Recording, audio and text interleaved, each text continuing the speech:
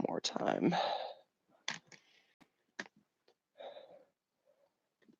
All right, not so sure how this watching the Stephen Foster live is going to work out because right before we decide to go live, my cable goes down. Wonderful how stuff works that way. Oh, great. Just absolutely wonderful. Let's try the other NBC Sports channel. Good that we're screwing around with this when no one's here. Oh, someone's here. Hello, whoever's here. See my on 32. Let me try 317. Oh, wonderful. Nothing works. Figures. Figures, right when I want to do a Stephen Foster live. You're right. Okay, you're right there right now. So you can tell me what's going on because my cable's down, so I can't watch the race. I was originally trying to do a live watch party, or not necessarily party, but live watch, but that didn't work out because my cable goes down right as I go on, and I don't have my iPad with me. Wonderful. And I have a phone that's on 7. I didn't get anything ready right before, so I got to text someone to tell me to bring them my phone. Or not phone, iPad, whatever it's called. So I did actually set up some formal route of what we were going to do with this. Once I get my iPad, I'll have my notes on it. But basically, some of the stuff that I wanted to talk about today, in addition with having a live watching of the Stephen Foster, which is not going to work right now because why would anything work? I wanted to talk a little bit about what's going on at Santa Anita, and also I didn't get a chance to make a video about this during the week, so we're going to talk a little bit about Wonder Godot, the very good Canadian-bred filly that just retired I think it was last week. The prompt came up about that, so I want to discuss that a little bit, and also open this up to you guys right now. Unfortunately, we're not going to be able to live stream the interview that we have with Gary Stevens. So here's the way that it's going to work out. I'm going to do the interview on Monday. That's not changing. But what is going to change is the interview will come out at noon Eastern, so 11 Central, 10 Mountain, and 9 Pacific. Those other times are all AM for you guys who are not in the same time zone as me. And if you're from somewhere else, I'm not sure what your time is. But that's the time for the United States if you're in the lower 48. I don't know where you guys are from. I don't know where else you guys are from, but so what's going to happen with that is we're going to do that. That'll be out on Tuesday. Like I said, I'm not going to be able to live stream it, but if you guys are interested in it, I'm going to offer you the opportunity to submit a question to me for Gary Stevens, obviously an appropriate question, and make it something you've seen Jerry Bailey and you've seen Dallas Stewart and John Sheriffs. Did you talk to them or did you just see them? Because I saw a bunch of people that I didn't get to talk to at Belmont. Let me see. I don't even know. Ugh, this is aggravating me.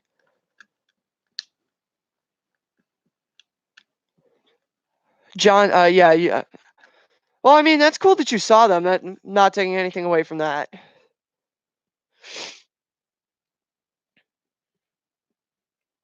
I gotta see if I can get my iPad because I have no battery on my cell phone, so I can't do anything with this. But yeah, so we got that. What's going on at Churchill Downs right now? I cannot see anything, and I'm not putting TVG on because TVG, they're not solely covering this. They're doing everything else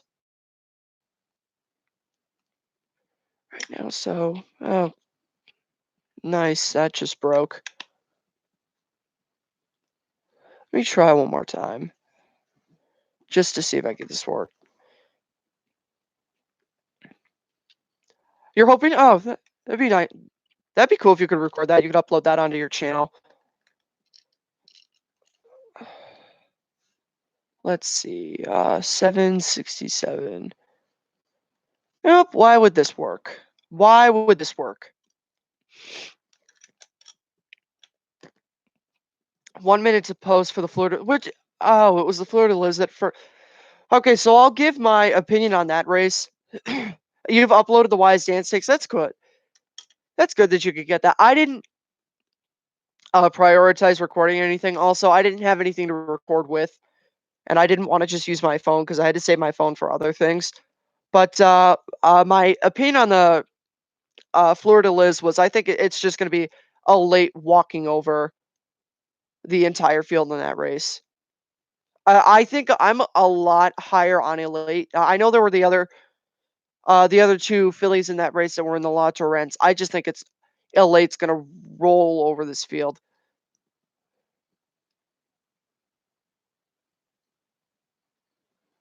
So yeah, if you guys have any questions for Gary Stevens, you can submit them, comment them on the live show, comment them on not any of the posts, but you can comment them on maybe the most recent couple of videos. I'll check those. You boxed Elate and She's a Julie. That's a good pick. Yeah, a lot of people like She's a Julie. I think that Elate. I think it's just a case of Elate is better than, or that Midnight Bisou is better than Elate, and I think Elate has some talent, but to the extent of I think that Midnight Bisou is just a significantly better horse than either of the horses. And even if Monomoy Girl comes back this year and has a semblance of the form that she had last year, and we're not saying that she's fallen off or anything, but she is so far away from a racetrack that she's not going to factor. She's not going to factor for a long time. Really annoyed that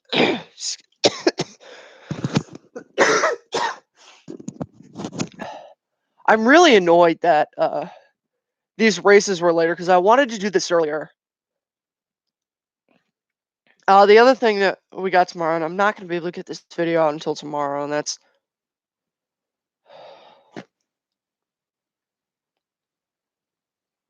I'm not going to be able to get this out until tomorrow, so probably you'll be watching a meaningless video. But I did make a video about maximum security coming back in the Pegasus Stakes.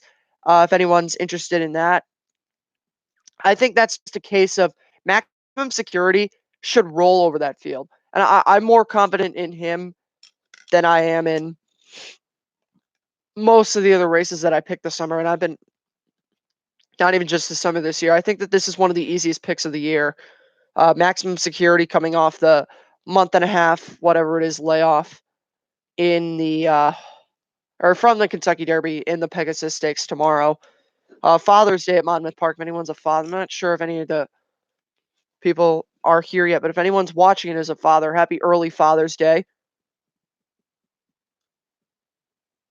But yeah, so I think it's just a case of maximum security is so much better than the rest of the horses in that field. I'm not necessarily saying that uh, he's the best 3-year-old in the country per se, or even like a very good horse, but I think he's a. Uh, I shouldn't say that. I think maximum security is very talented, but I just there's no excuses in this race. If you lose this race of your maximum security, that I lose significant respect for him if he loses this race. I just think that this is definitely the lock of the weekend. I didn't make a lock for this weekend. I really only make locks for the big weekend, the big races, but I think that if I'm going to make a lock for the weekend, I think the lock is maximum security in the Pegasus Stakes. I just see there's no way that you lose that race. Wonder what's going on in the what's it called? The Fleur de Lis. Let's see.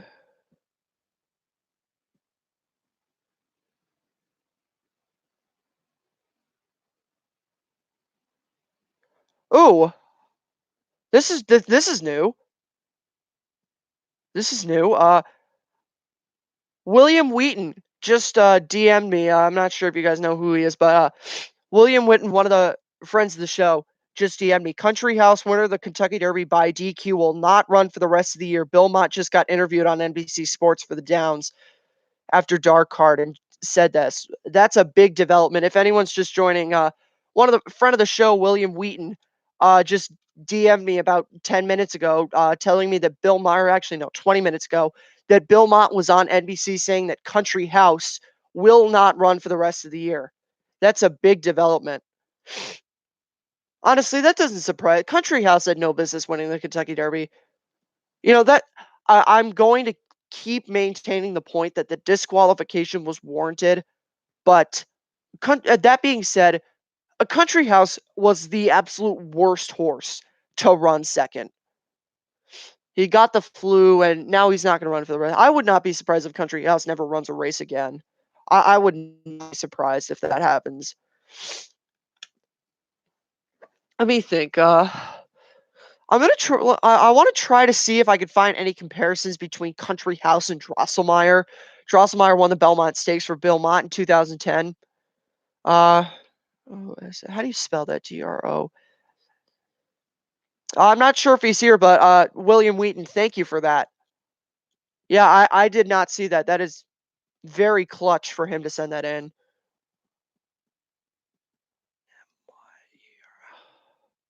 Drosssly.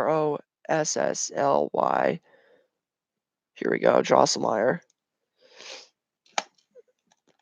I gotta specify horse. This is annoying. Drosselmeyer horse.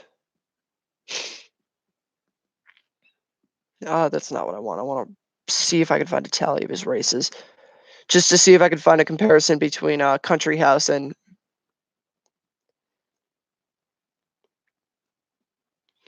Actually, no, that doesn't surprise me too much because Drosselmeyer won the Belmont Stakes, and then after winning the Belmont Stakes, didn't run for the rest of 2010. So, I mean, that's not surprising. Bill Mott. Obviously, we all know about Bill Mott. He's not one to rush horses. So, I mean, good for him. I'm not sure who's just popped in, but I should send him back a DM saying thanks for that. I'm not even going to try to turn my TV back on.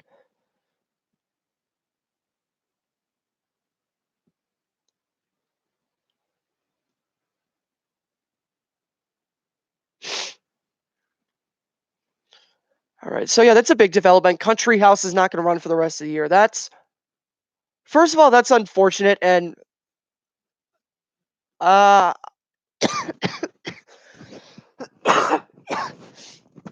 honestly, not surprised that Country House is not going to run again for the rest of the year. I mean, really, I'm going to say this: like, as much as I said that the disqualification, and I will keep saying that the disqualification was warranted, but I'm glad that I made the video at the time that I did, because now with all the stuff that's happened with Country House basically disappearing for the rest of the disappearing from horse racing and everything, I'm glad I made the video then because it was fresh in the mind, and there wasn't really much time to get emotional about it.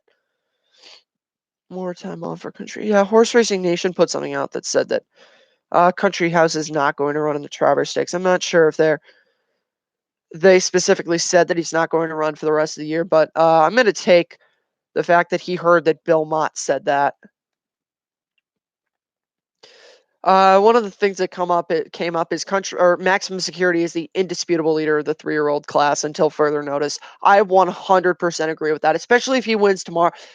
I'm doing my mid-year Eclipse Awards on Tuesday, so I mean you can kind of get some of them are pretty obvious. I'm not going to spoil them, but some of them are pretty obvious. But Maximum Security, for what it would have taken for me to walk off of Country House being the best 3-year-old in the country is if War of Will would have won the Belmont Stakes, because War of Will was probably the best horse in the Preakness. I mean, he won it, but we always make the case about the Kentucky Derby that not all the time does the best horse win. I think War of Will was the best horse on that Preakness day, and usually, I mean, logic would contend that the best horse would win the Preakness, but that's not always the case.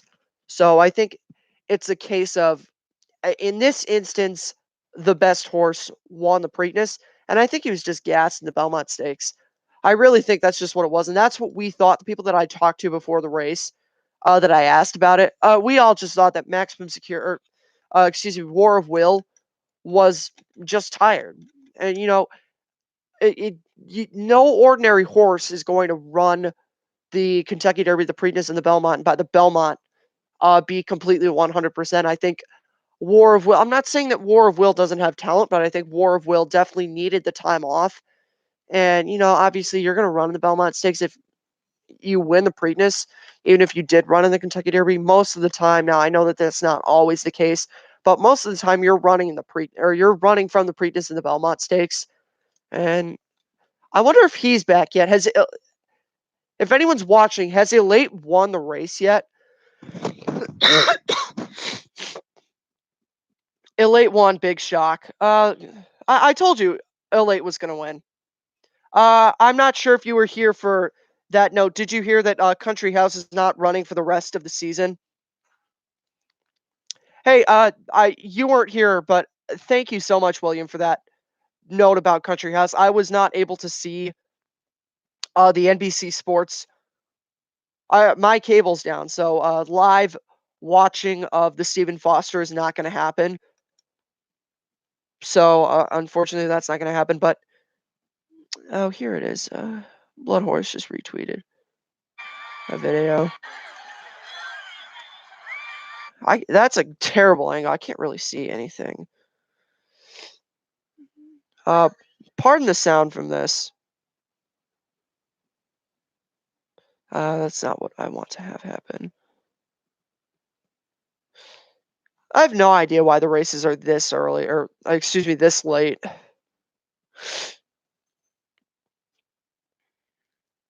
See, I told you that Elate was going to win the race. A lot of people were thinking that it was a case of thank you. I did see that, but I appreciate it. I told you that it's a case of, and this loss, or excuse this win, it doesn't reflect badly on Elate, but it not only reflects good on her, shows that she is a talented horse, but this reflects on Midnight Bisou. I didn't buy the horses from the horses like She's a Julie. And now I'm not saying that She's a Julie's not a good horse, but I didn't buy her. I thought Elate was a significantly better horse than the two horses from that earlier stakes race. One horse that I do want to talk about a little bit is Mr. Money won the Matt Winn Stakes a little bit before I came on the air. Mr. Money kind of seems like he's usually in 3-year-old classes. There's like two separate levels. There's like the elites, and then there's the level below. And I think Mr. Money is in contention to be the leader of the level below the elites. I don't necessarily think, by no means do I think he's the best horse in the country, and I don't think that Mr. Money is even a grade 1 horse. But Mr. Money could go through and win a bunch of grade 3, maybe even a grade 2 stakes race. I know Long Range Toddy's going to run in the Ohio Derby. I think that's next weekend. I like Long Range Toddy huge in that Ohio Derby, by the way. But I think Mr. Money, he won the Pat Day Mile. That's obviously not a marquee race. It's a grade 3, but I think Mr. Money's the type of horse that could go through and sweep up a bunch of grade 3 races. And those are stakes races. They're not nothing races. So, not that says that Mr. Money is anything spectacular, but I think Mr. Money's a solid horse that can win some lower level graded stakes races. How many minutes to post do we got for the Stephen Foster? I like gift box in the Stephen Foster. I know that there are some horses that are just talk to Grand Motion again. What did you talk to Grand Motion about? Did you tell him about obviously you don't have to do that, but did you tell him about the show? 21 minutes to post. Okay, thank you. Did you tell Grand Motion about the show? I mean, you don't have to, but it would be great if you did. I mean, we're out there. Like I said, we got Gary Stevens on Monday. But yeah, so if you guys have any questions for Gary Stevens, we brief. That's probably what the extent of my probably not even that. Yeah, Bill Mott was busy when I talked to him. I mean, like I also said, I'm not sure if I told you guys this. I know I told you, but I did meet Bill Mott last weekend at the Belmont Stakes. I was not able to get him on Racing Rundown, and it's a good thing that I was talking to my friend Jay Privman earlier because had I had not known what I knew, you have his keychain. That's cool. Had I had not known what I had I had not talked to him, I wouldn't have known what I knew when I talked to Bill Mott. Because Bill Mott was not taking interviews. He was not happy with the media. I'm not going to disclose it because it's confidential and I'm not allowed to discuss it further than this.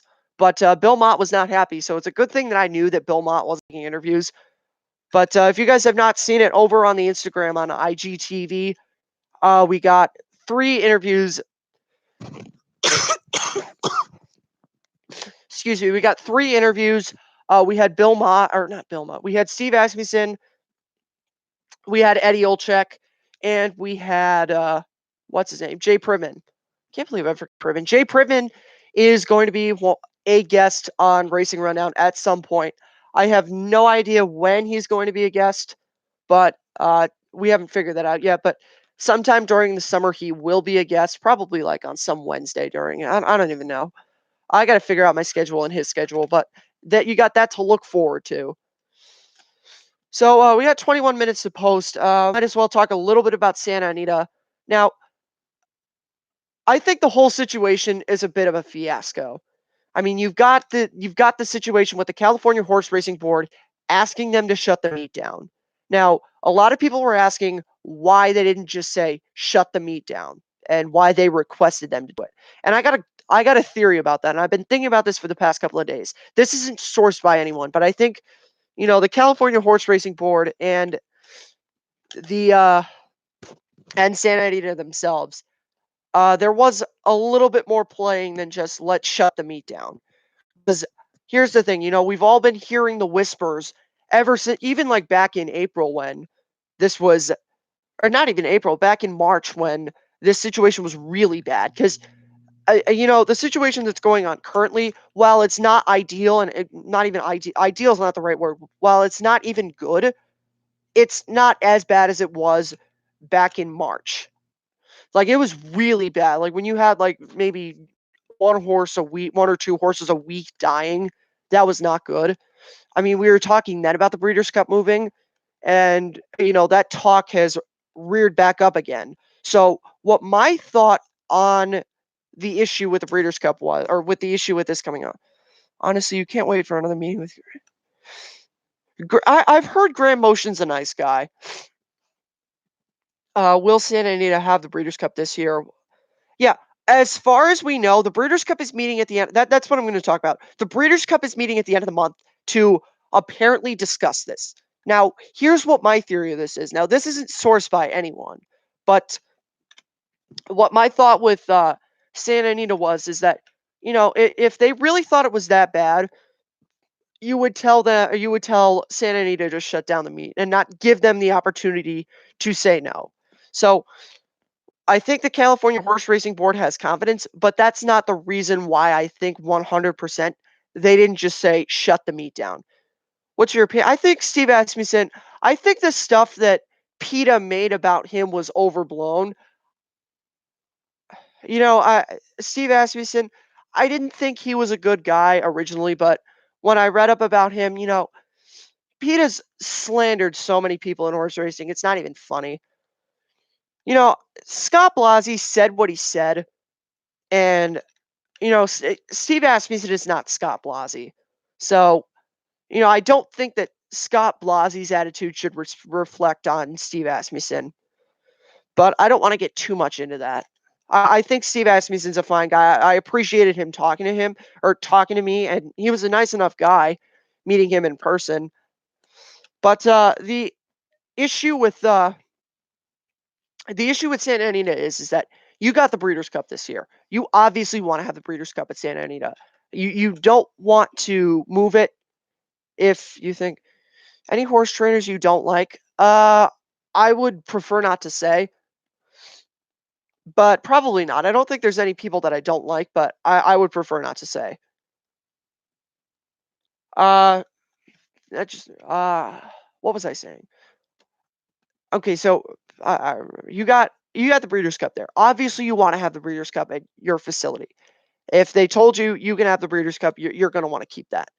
So here's the thing with Santa Anita. If you say you cancel the meet, and I know there's only 7 days left in the meet, but if you say, guys, the meet is not safe for horses, horses are going to keep dying if we don't do something about it. Now, this is drastic, but this is the only thing we can do to save horses.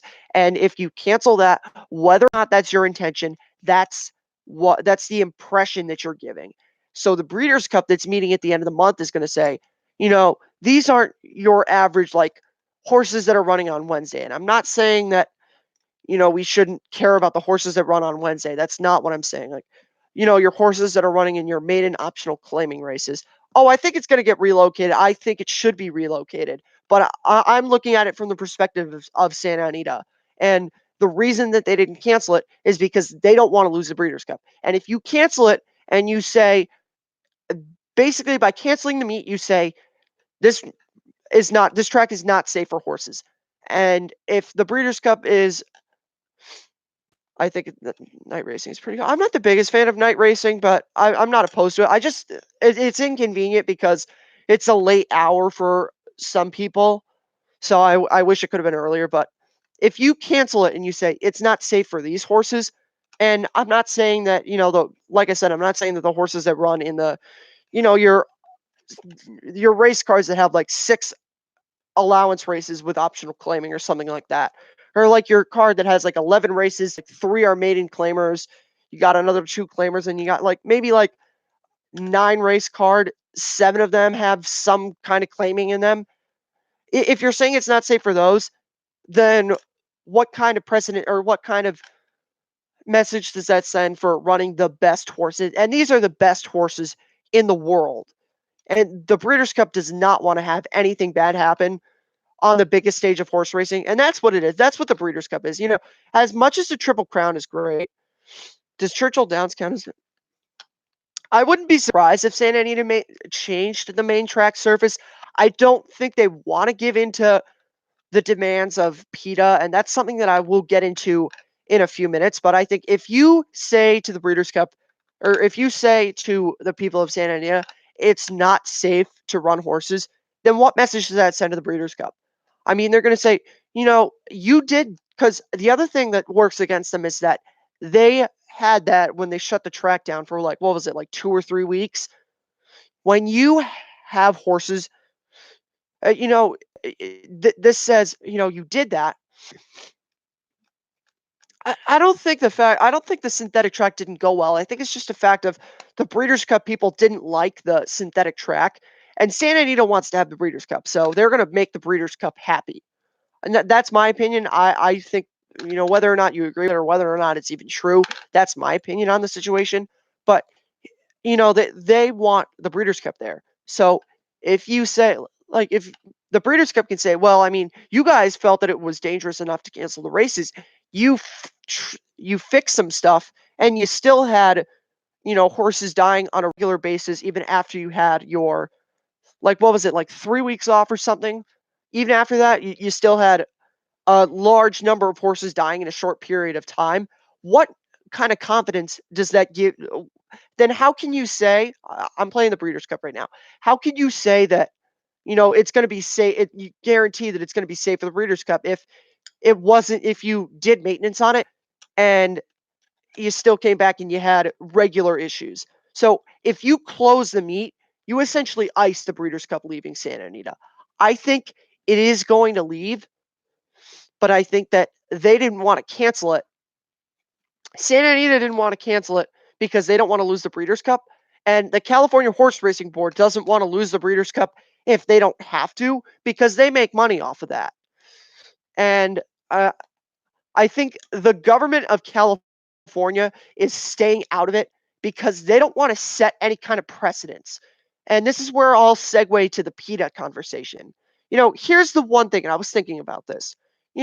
PETA shut down the dog racing industry in Florida, and that effectively killed off, the dog racing industry. Probably given another 5 or 10 years, and it's not going to exist anymore. Back in March, when this was really, really bad, and I saw some doom and gloom people earlier in the week when I was looking at some of the comments on, I think it was Ray Pollock's, the Pollock report. But I saw some people that were like, I would not be surprised if horse racing does not exist in California in 20 years. Why do you think PETA was able to do this? And this is my understanding of the laws in Florida and in California, because I know in Florida they just had to get a petition on the ballot with 500,000 signatures. Excuse me. You just had to get 500,000 signatures and a measure gets on the ballot. I don't think it's as simple as that. Because you're telling me that an animal rights organization prioritizes banning something like dog racing over, taking a shot at the dairy or the meat industry. Because we all know how much PETA loves the meat industry. And it would give them no more satisfaction than to get rid of the meat and dairy industry. And I was thinking about something, obviously banning the sale and slaughter of livestock in this country is never going to happen because it's just a case of logistics. If you do that, there's not going to be enough food for people. I don't want to ignore this. A lot of changes don't actually change, like no drugs on race day. Yeah, no, that's going to take a lot of time to actually take effect. But even if I was thinking about like something small scale, like even if you like put out a petition in, these Florida and California places, like what's it called? What was it? Like if you tried to ban the sale of veal, like that's not that's something that PETA obviously doesn't approve of. Is you know s- the slaughter and sale of veal. If you try to ban something like that, don't tell me you wouldn't be able to get 500,000 signatures to do that. So don't tell me. I think it's a case of there's not complete free range with these ballots. Like you notice that the things that are getting passed like don't make money anymore. Like for example, dog racing does not make the money that horse racing makes. And I said this back in July, and I was looking through my mentions earlier, and some people were saying like, there's not as much on track betting and everything. There's like tracks are 20% full and everything. I don't really care about that. Horse racing on its big days makes a lot of money. We just had last weekend at the Belmont Stakes, Naira set a record for most money collected on a non-triple. I think it was it was most money bet on a non-triple crown day. So that's great. Uh, Horse racing is bringing in a lot of money, and horse racing is getting a lot more exposure on TV. It's not a dying sport. It's like a niche sport. The people who like it are going to like it. That being said, we need the gambling industry for the sport to survive, but that's been the case for a long time. People don't horse racing is not the way that it was in the 40s and the 30s and 40s and even the 50s, and I don't think it's ever going to be that way again. And we shouldn't expect it to be that way. But the gambling industry has definitely helped the horse racing industry stay afloat, and not even just stay afloat, like thrive. I don't know if thrive is the right word, but definitely like stay on the track and have a smooth, stable existence. But so it makes a lot of money. Don't tell me that you know you can get anything on a ballot, because like if you could get 600,000 people in California to sign off, and that's my understanding. I don't live out in California. I don't 100% grasp the law, but if that's my understanding, if you get 600,000 petitions for anything and you can get it on the ballot. Don't tell me you can't get 600,000 people to do something more significant than banning horse racing. I don't think that it's that simple. Again, I could be completely wrong. I don't live in the state of California, but that's the way that I think about it. I think it's that, there's not total free range. You can certainly do a lot of things, but like even these states that are banning fur sales, why are you banning fur sales?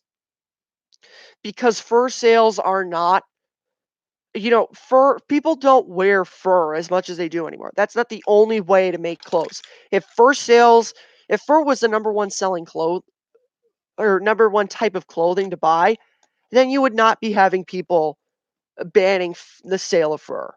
I think it's just a case of, when it's convenient to do so, you can take the moral stance. And I'm not saying that you can not necessarily, I don't know if taking the moral stance is the right word, but you can take the, let the radical groups get a petition out there. Again, I don't completely grasp the laws 100%, and if someone is from California would like to fact check me on that, I would be appreciative of that.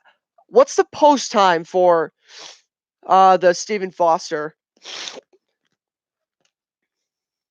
Let me check NBC Sports. I have not seen Elate running in, and I should probably close all the programs that I have running in the background of this so my phone doesn't die. Does someone have the post time for this? 6 minutes. Thank you. Let me see if I could see if NBC has. Okay, here we go. Elate.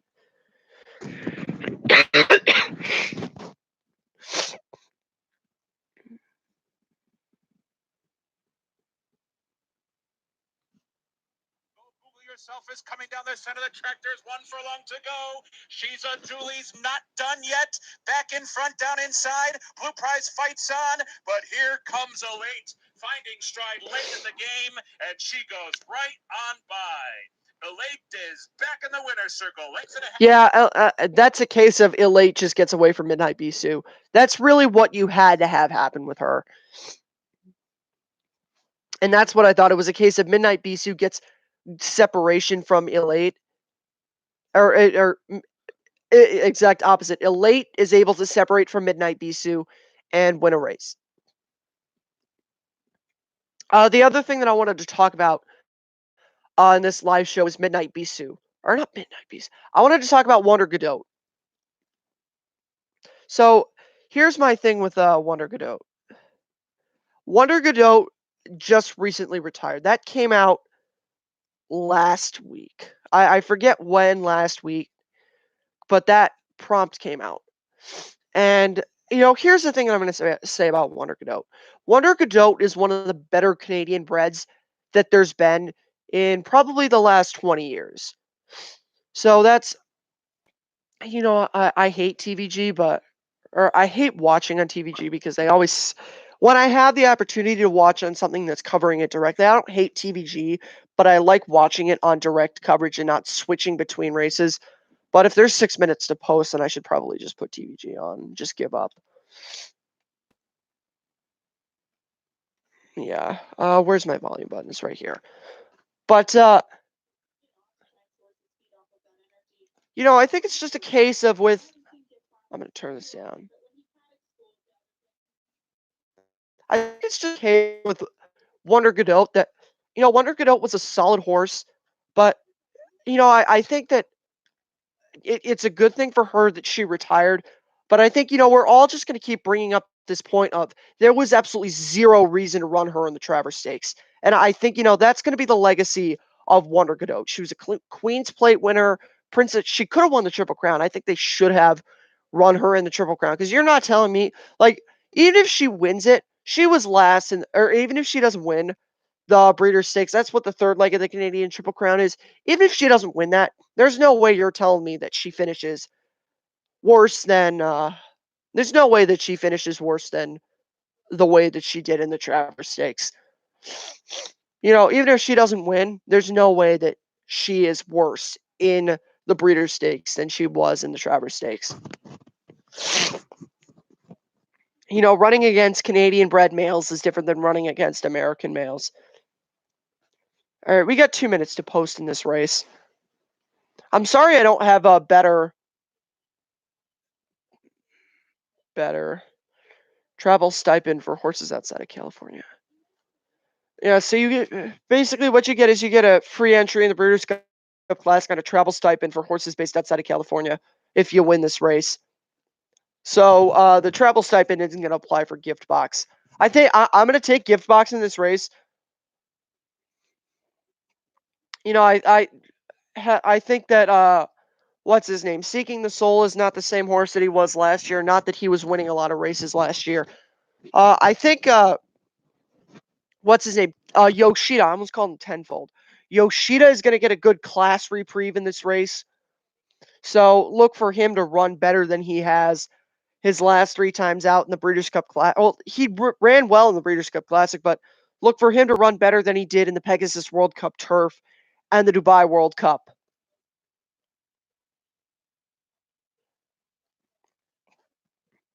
Once this is over, I'm turning this off. I know the Regret Stakes is on after this. Breeders' Cup Classic. Stephen Foster, Haskell, Whitney, Pacific Classic, Juddmonte International, Jockey Club Gold Cup. Awesomingham. I still don't know why they got rid of the Hollywood Gold Cup. Yeah, I know. I turned it on. I don't know why they got rid of the Hollywood Gold Cup as a win in your in race or whatever that race is called. Gold Cup at Santa Anita, Hollywood Gold. I just call it the Hollywood Gold Cup because I think that's a catchier name than the Gold Cup at Santa Anita. Someone asked me if there was any race that I would like to see become a Breeders' Cup race or Breeders' Cup win in your in race, and I'm going to say the Hollywood Gold Cup or the Gold Cup at Santa Anita. That would be my answer to that. That was a win in your in race in 2016. I don't know why they changed it. All right, so let's see. Meadowland. Okay, good. Yeah, they're not gonna put anything on from that.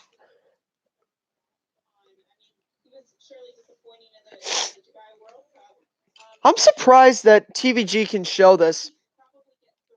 NBC probably didn't want to pay the amount of money or didn't want to pay for exclusive broadcasting, right? That doesn't surprise me. NBC's kind of cheap.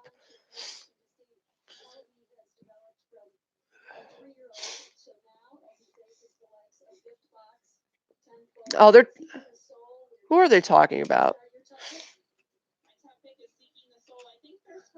I think that's a bad pick. The TVG person just said her top pick is Seeking the Soul. I think she's fallen off. I forget who said that, but I think that was Matt Bernier on NBC when NBC was working.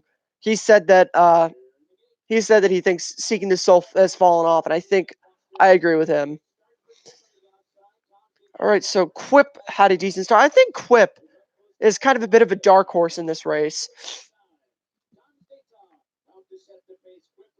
Stay Todd is not a bad horse, and I think he was the second choice. Gift box is wide.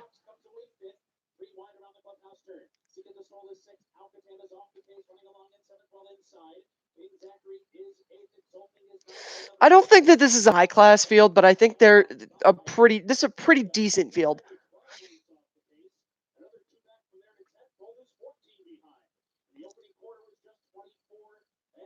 I'm going to say this. I really think Quip is a dark horse in this race. Not literally and figuratively, because he's got darker colors. But I would not be surprised if Quip wins this race.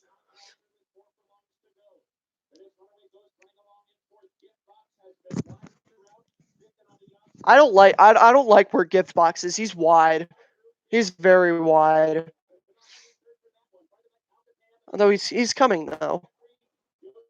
I just don't think that the position he's in is going to be particularly that good. Seeking the Soul has nowhere to go. Yeah, Seeking the Soul has nowhere to go though. Oh, we just got through.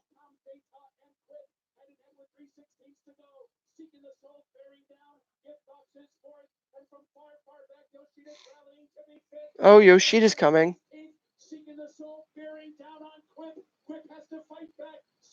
This is gonna make me look like a complete idiot. Seeking the Soul just won. There we go. I'm stupid. Goodbye. No, I'm not gonna end that on that. I'm stupid. Okay, I don't really. That changes everything now. All right, now this throws off my Eclipse Awards. I was really hoping that Quip would kind of hold in there because Quip could have made me look like I'm smart, but. All right, well, Seeking the Soul's going to the Breeders' Cup.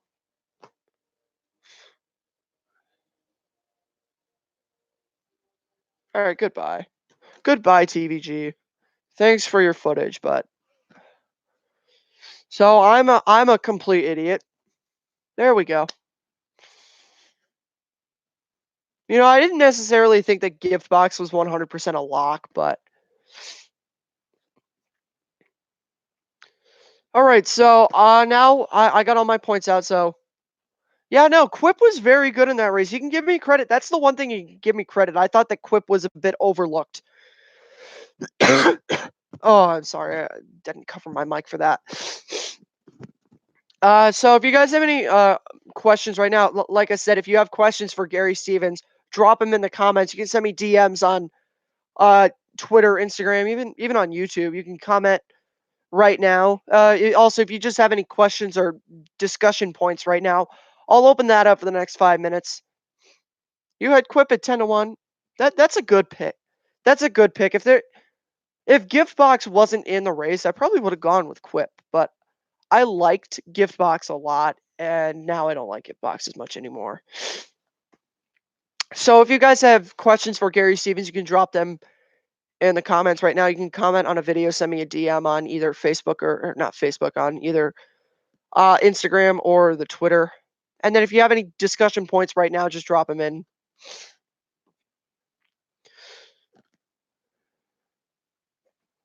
But yeah, so we got that on. I'm doing the actual interview on Monday. We got that coming out on Tuesday, noon Eastern. So 11 Central, 10 Mountain. Yeah, it's called Mountain. And then did I get that fly? Yeah, I think I did. There's a fly buzzing around in here, so it's annoying me.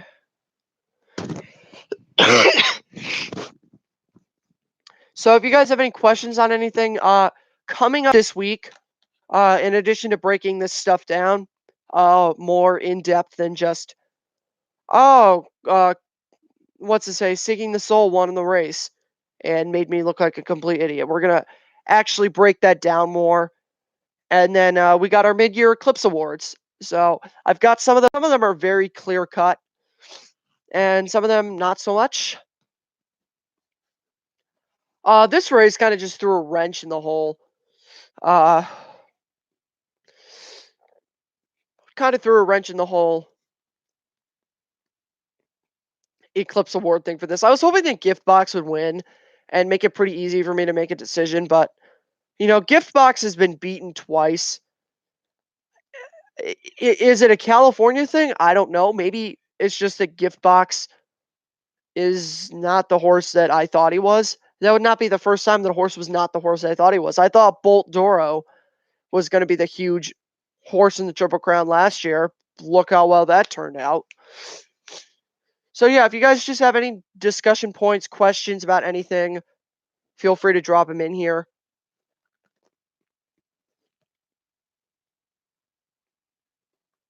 I'll give you guys a couple of minutes. I'm not going to go too late with this because I am tired. So just if you have anything that's really pressing your mind, if you have a question for Gary, discuss Santa Anita track. I discussed that earlier, but I can talk about that again if you want me to. I was talking about how the reason that I didn't think that the California Horse Racing Board or Santa Anita canceled the meet was because if they canceled that, then that sends a message to the Breeders' Cup of we're not confident in the soundness of the track. And if we're not confident in the soundness of the track with just normal everyday horses running, then what kind of message does that send for the Breeders' Cup? That doesn't send a good message at all. So that was my shorter opinion on the Santa Anita track editions. I'm gonna go plug my phone in so it doesn't die. So if you guys do send me any messages, I can see those and not lose them. I'll be right back.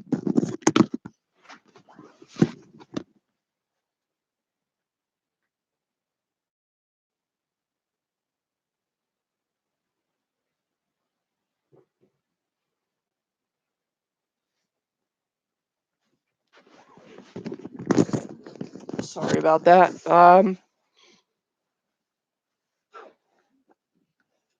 Yeah, so that's what I have to say about the Santa Anita track conditions. Uh, we'll see if anyone else has a question. Like I said, if you have a question for Gary Stevens, and don't question guidelines. Don't say something like, "What's the best horse you've ever ridden?" Because I'm not going to ask him that. Uh, I don't want to say like ask good questions because most questions are good questions. Now, if someone from the audience does ask me a question that I have already put up for him, I'll probably still give you recognition for that, but just if your question does not get answered, don't be offended. I think probably at some point I can have him on again and we can have a more in-depth, more well-coordinated viewer question time. That's probably not going to be for a long time because I don't want to have like Gary Stevens on every show. Gary Stevens, Gary Stevens, Gary Stevens. At some point, I would like to get to the point where I could have a guest every week. If I had a question for Gary L. Stevens, it would be in all the big races you raced in, which horse gave you the most confidence to win? Let me. No, I don't want to do any of that. All right, I could put that down for you. Do you mind DMing me that on Twitter? Because there's not really a way that I could save that. If you wouldn't mind sending me a DM with that question on Twitter, that would be great. But that's a good question. I have a feeling what Horsey would probably say, but I'm not going to spoil that for you guys. Although you guys could probably figure it out too.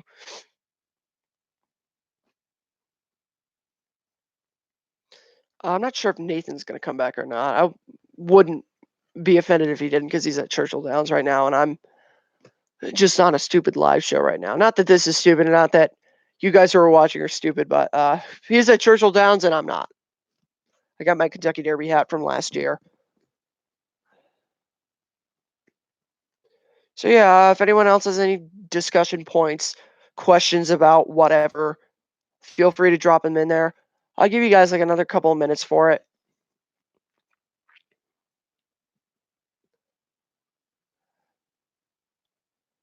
So yeah, I mean, thinking about what's coming up next. After, just in the event that anyone is out in California, I'm probably gonna do a. I don't know. Do you think the yes, I could discuss that again. I think maximum security is gonna roll. I have a video about that coming out tomorrow, but short story, I think maximum security is gonna roll tomorrow, and if he doesn't roll, then I lose significant respect for him because he should beat that field in his sleep. I think maximum security is the best horse in the country, and until someone crosses the wire in front of him, I will think that. Like none of this stupid disqualification moving up 65 to 1 shot that wasn't going to run after the Kentucky Derby.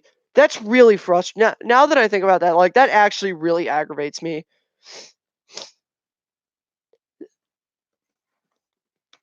Are you talking about maximum security right there? I think you are, but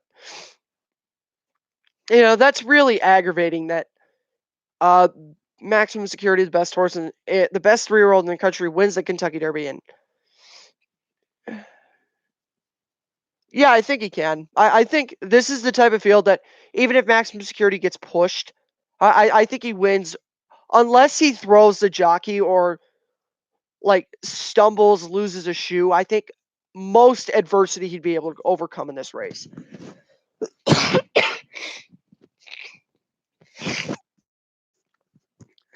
I think he wins in most circumstances. That's what I think about maximum security. I'm pretty high on him coming into this race. And then after that, he's going to run in the Haskell. We'll see what happens in the Haskell. We'll see what horses end up running in the Haskell. This is going to be an interesting summer because we got Omaha Beach coming back at some point. We kind of have forgotten about Omaha with all the crap about maximum security. We've forgotten about Omaha Beach and how good he was in that Arkansas Derby. And, a lot of people were saying he was going to win the Triple Crown. I'm not going to go that far. I think maximum security would have definitely won the Preakness if he hadn't been taken down in the Kentucky Derby. Because Pimlico, very speed favoring track, I think maximum security wins the Preakness easily. And then, I will have no indication. Yeah, that's what I saw. Omaha Beach, maybe Travers. If he does come back, that's going to be a very loaded Travers. You got Game Winner coming. I still think Game Winner is a decent horse. Do you think Maximum Security can beat the older horse in this kind? I think Maximum Security could. Like I've said before, I'm not really high on any of the older horses that would be running in the Classic. Matoli is a really, really good sprinter, but Matoli's not running in the Breeders' Cup Classic. And we're just assuming that that's where Maximum Security is going to go. Gift Box is hyper inconsistent. McKinsey is distant subject. And then, I really don't think there's a standout in the older horse division. I think Maximum Security, this could be a year where Maximum Security is able to win. And, I think it's a good story of a 16 claimer turning into this good of a horse and, a Kentucky Derby winner.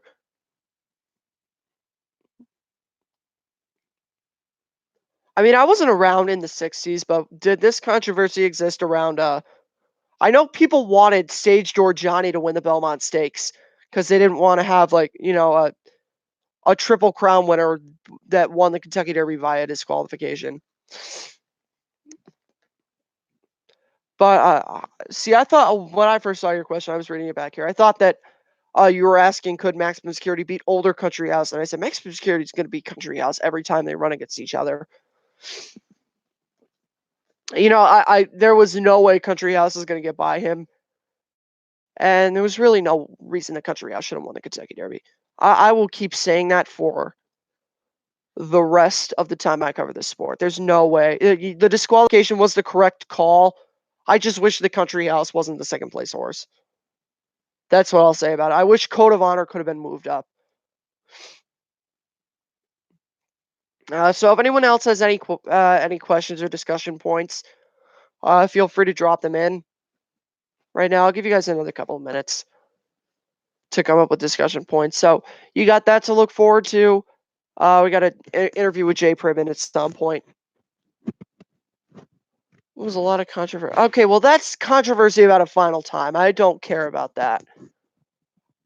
The final time of a race is different than Secretariat wins the Preakness either way. I realize that it's a thing of Secretariat's the best horse in the history of the Triple Crown. I realize that there's controversy about that, but that's not the same thing as the best horse in the Kentucky Derby winning the race and then all of a sudden not being the winner. And then not only just screwing up the whole Triple Crown, like the horse that was promoted had no business winning. Like if it was a horse like Code of Honor or who was fourth, Tacitus winning, then that makes sense. Or that doesn't feel as stupid. So I'll give you guys like another minute or two if you want to drop in anything else. But I think that's pretty much going to be it. I will see you guys on. Yeah, I know I know it was settled only a few years ago, but I really do not care about a final time of a race. Like, it's good that they finally recognized that that was the record time and that no horse had run the Preakness faster. But that the Secretariat had still won the Triple Crown. Like, if you were upset about that, like really upset about that, like to the point where you're like, the Triple Crown's meaningless because you don't have the Preakness, then you need to find find better stuff to be upset about. Like I understand, like thinking, Secretariat should have the fight. He ran the fastest race in the history of the Preakness. He should be credited with that. But if like you say that takes a whole luster out of his Triple Crown, then you need to find something better to be upset about. And I'm not saying that you're saying that, but if there's a person out there that is their case, then they need to find something better to worry about. So I think I'm going to cut it here unless anyone has any like last minute question to drop out during the outro. We got the Gary Stevens interview on Monday. That will be out on Tuesday. Podcast, I think I might push that back to Wednesday, so that's not conflicting with the interview. But that being said, I think that's pretty much it. No one has any last minute discussion points. I'll see you guys on. Tuesday. Later.